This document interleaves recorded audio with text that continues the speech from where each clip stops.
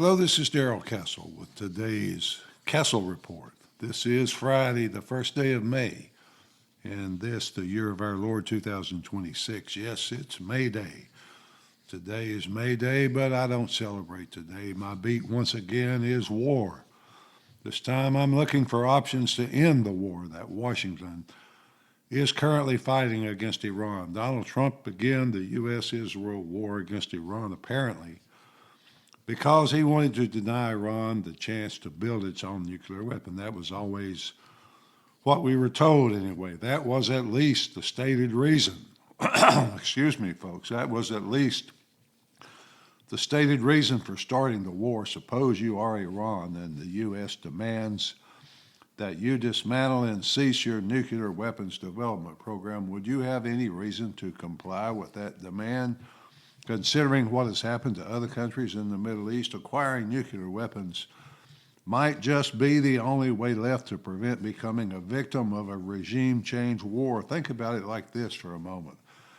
Afghanistan, Iraq, Libya, Iran, Venezuela, Russia, and North Korea have all been demonized by the U.S. government in one way or another this century.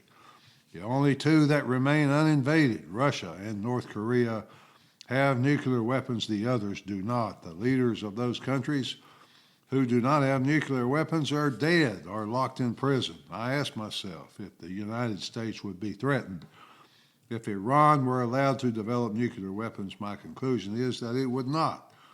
Israel would be threatened because a nuclear-armed Iran would serve as a blocking force to the expansion of Israel and to Netanyahu's plans for Greater Israel. If Iran had nuclear weapons, Operation Epic Fury would not have happened, or at least logic tells me it would not have happened. Why then? Other than Bibi's influence, did Donald Trump launch this war? He must have been told, he must have believed that the Iranian government would collapse and flee in the face of overwhelming U.S. and Israeli air power. If he believed that, then he must not be a student of history, because that theory has never worked throughout the history of air power. It worked in World War II as part of a combined arms attack that involved millions of troops fighting around the world in ground combat. Later wars like Korea, Vietnam, Iraq, Afghanistan, it was assumed air power and destruction from the air would make the difference, but it did not. If a belief that Iran could be forced or persuaded to surrender or to agree to U.S.-Israeli demands as a result of destruction from the air was the cause of the attacks, then obviously that was a false conclusion. Perhaps senior U.S. military leadership were and are students of military history, and they warned the president that strategy would fail. Maybe that explains, in part at least, why so many of them have been relieved. I admit I have no inside information that leads me to that conclusion, just logic and history. Having said all that, what are the options Trump has in front of him right now? Here are a few that come to my mind, but I'm sure there are many others I just can't think of right now. First, he could just pack up and come home, a la Ron Paul's advice. Come home, mind your own business. That would mark the end of the unipolar world and an admission that the empire stage of American history is ending, and what results it would leave in the Middle East is anyone's guess. Second, he could just continue the blockade, continue the air war in the hope that it would finally work. Third, he could launch a ground invasion of Iran like the other wars the U.S. has fought recently, in which air power proved unable to force surrender. Invading Iran with ground troops would be different from the other multi-decade wars, because I doubt it could be done with minimal U.S. casualties. Iran is a much bigger country with very different terrain spread across the country. It might even require a general mobilization of the American population with a draft and a conversion to wartime production. It would most likely involve tens of thousands of casualties, with many of our best young people coming home in boxes. In other words, that would be one of the stupidest things an American president could possibly do. But they often do things that seem stupid to me. Fourth, he could resort to the weapons he is trying to prevent Iran from acquiring He could tell the Iranians that unless they comply with his demands, he will use tactical nuclear weapons to destroy their known nuclear and missile sites. He could threaten to increase the intensity of his attacks, the frequency of the attacks until they complied. The results of the fourth option would be so catastrophic that I don't even need to talk about them. It would forever remove from America the belief that we were once a moral and religious people. Fifth, he could reach a negotiated settlement. And to that end, Iran offered a suggestion for settlement, which of course was quickly rejected, but only rejected in part. Iran suggested that the blockade could be lifted, the straits could be opened for free commerce. That would obviously leave Iran in a position to close the strait any time the nuclear negotiations did not go their way. The question of nuclear enrichment would be deferred under this agreement until someday in the future when the sides would start talking again. A lot of people would have accepted the settlement offer, except that Trump knows what it really means. It really means that it would revert the conflict to the status quo as if the war had not been fought, except for the fact that Iran's infrastructure, along with much of its leadership, are now gone. The other message the settlement would send is if we close the strait, we being Iran, if we close the strait, you cannot force it open with air power or with your Navy. That message was not one Donald Trump was willing to accept. So he said, what part of no nuclear weapons did you not understand? What part of that was not clear to you? For now, the war continues. The blockade continues. It appears that the blockade is far more effective than air power proved to be. The blockade is hurting Iran economically to the point they want relief. So perhaps soon they will relent.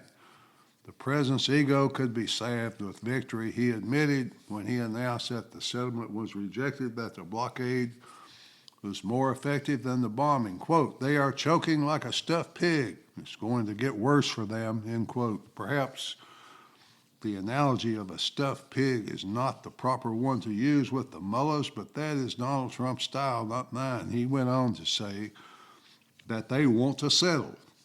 They don't want me to keep the blockade, but I don't want to lift the blockade because I don't want them to have a nuclear weapon.